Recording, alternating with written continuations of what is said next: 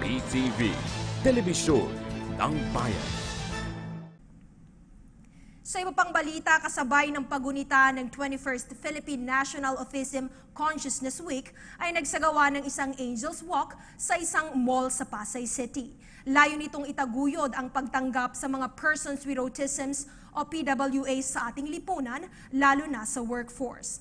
Ang Angels Walk ay sinuportahan ng higit kumulang 24,000 katao.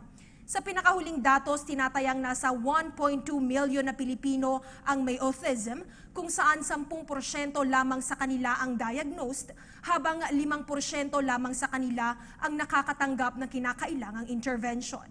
Sa tulong ng mga autism awareness activities na isinasagawa ng iba't ibang non-government organizations tulad ng Angels Walk, layo nilang palawakin ang pagkakaintindi ng publiko sa kalagayang ito at hikayatin ang mga opisyales ng ating pamahalaan na maghain ng mga polisiya para makatulong sa kanilang pag-develop bilang mga produktibong miyembro ng ating bansa.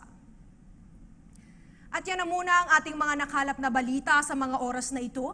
Manatiling nakatutok sa PTV para sa pinakahuling ulat sa iba't ibang kaganapan sa loob at labas ng bansa. Maaari rin kaming sundan sa aming Facebook account, www.ptvnews.ph at sa aming Twitter account @PTVNewsPH.